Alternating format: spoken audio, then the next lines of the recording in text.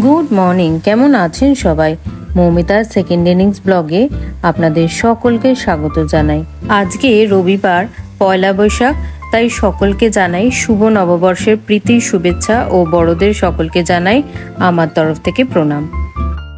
আজকের সকালটা ঘরের ঠাকুরকে একটু ফুলমালা দিয়ে সাজিয়ে শুরু করলাম।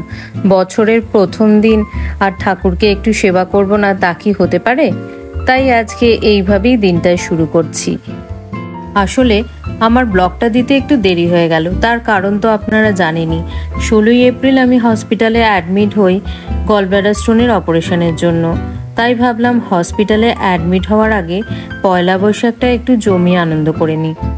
তাই সেদিন কি করলাম সেগুলোই আমার এই ব্লগের মাধ্যমে আপনাদের সামনে তুলে ধরলাম। আজকে আপনাদের নিয়ে যাচ্ছি কসবা রুবির কাছে একটি রিসর্টে, যার নাম পল্লী বাংলা রিসর্ট।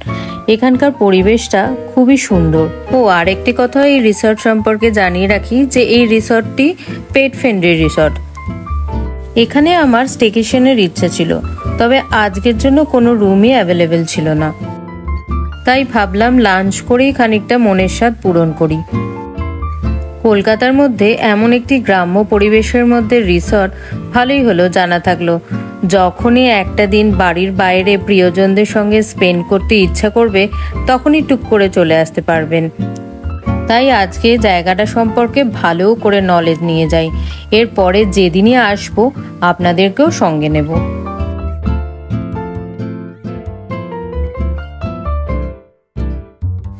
চলুন তাহলে আর কথা বাড়িয়ে লাভ নেই, অনেক বেলা হয়ে গেছে। আগে দুপুরের লাঞ্চটা সেরে ফেলি।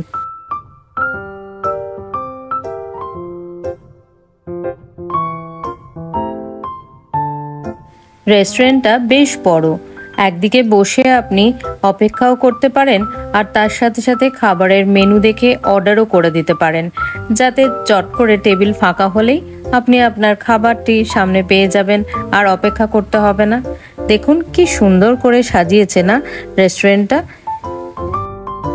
এসি রেস্টুরেন্টে বসে এত সুস্বাদু খাবার, আবার তাও বাঙালিয়ানার ছোঁয়ায় ভরপুর, অর্থাৎ মাটির প্লেটে বাটিতে খাবার পরিবেশন করা হয় এখানে। তাহলে আর কি চাই বলুন তো?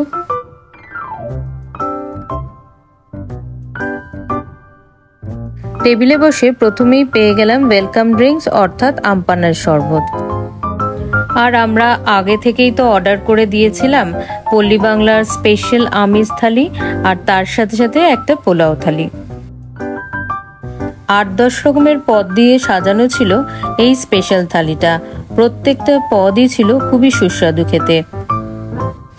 যেমনই আলু পোস্ত, তেমনই মাটন, তেমনই আলু পটল চিংড়ি, তেমনই সর্ষে ইলিশ। কোনটাকে যে বাদ দেবো আর কোনটাকেই যে ধরবো তা বুঝেই পাচ্ছিলাম না।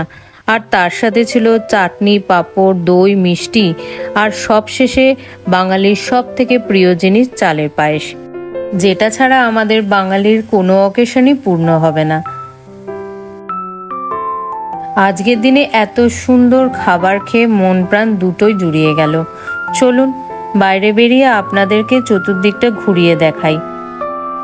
এখানে ভেতরে আপনাদের গাড়ি রাখারও বন্দোবস্ত আছে। অনেকটা বড় জায়গা নিয়ে এই রিসর্টটা তৈরি হয়েছে।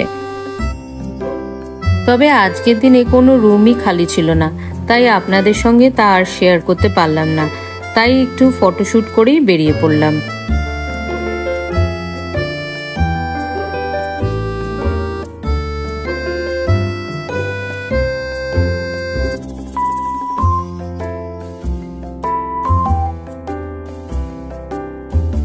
আপনারা তো জানেনই যে পয়লা বৈশাখের সাথে সাথে আজকে অন্নপূর্ণা বা বাসন্তী পুজোর প্রথম দিন।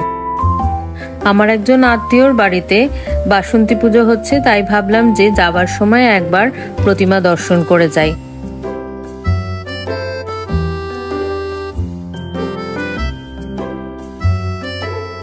ওনাদের বাড়িতেও 4 দিন ধরে ঘটা করে পুজো হয়।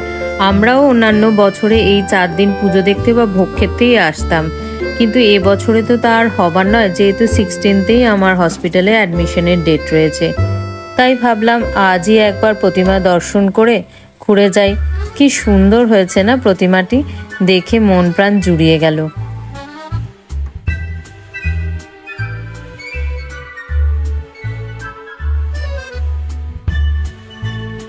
চলুন এখান থেকে বেরিয়ে একটু চা কফি খেয়ে তবেই বাড়ি ঢুকবো।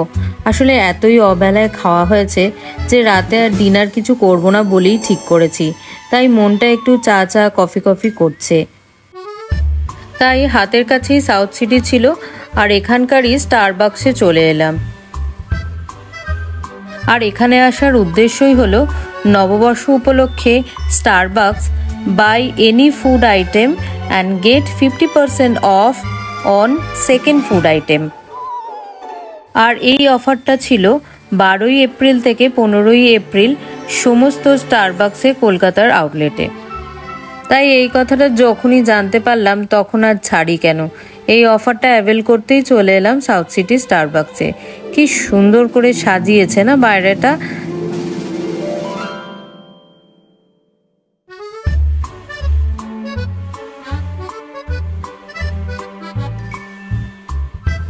একদিকে আমার মেয়ে আর হাজবেন্ড অর্ডার দিয়ে দিল ক্যাপুচিনো, বেলজিয়াম চকলেট ফ্র্যাপিচিনো, কষা মাংস র্যাপ আর তার সাথে তন্দুরি চিকেন পেনিনি স্যান্ডউইচ, যেটা পেয়ে গেলাম 50% অফে।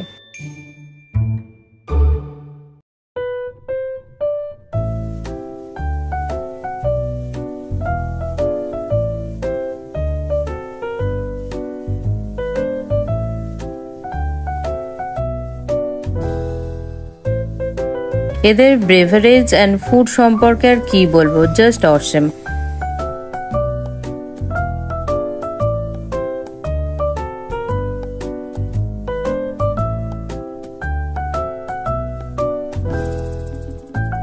আজকে নববর্ষ উপলক্ষে এরাও বাইরেটা খুব সুন্দর বেলুন দিয়ে সাজিয়েছে, তাই আর লোভ সামলাতে না পেরে ফটোশ্যুটটাও সেরে ফেললাম।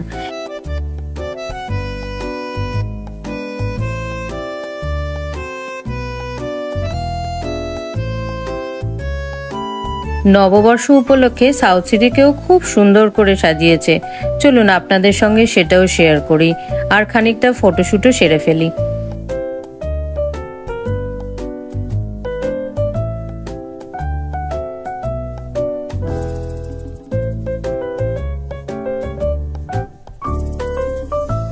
যাই হোক, আজকের দিনটা খুবই ভালোই কাটলো। তাহলে ব্লগটা এখানেই শেষ করছি। এত গরম পড়েছে, আপনারা সকলেই সাবধানে থাকবেন এবং প্রয়োজন ছাড়া ঘর থেকে একটু কমই বেরোবেন, প্রচুর জল খাবেন। আপনাদের সকলের আশীর্বাদে আমি খুব তাড়াতাড়ি রিকভার করার চেষ্টা করছি। সকলকে অসংখ্য ধন্যবাদ জানাই। আর ব্লগটা যদি ভালো লাগে তাহলে লাইক, শেয়ার ও সাবস্ক্রাইব করতে ভুলবেন না কিন্তু। দেখা হবে খুব শীঘ্রই পরের একটা ব্লগে। ভিডিওটা যদি ফেসবুক পেজে দেখে থাকেন তাহলে অবশ্যই পেজটিকে ফলো করে রাখবেন যাতে পরের কোনো ভিডিও আপনারা মিস না করেন।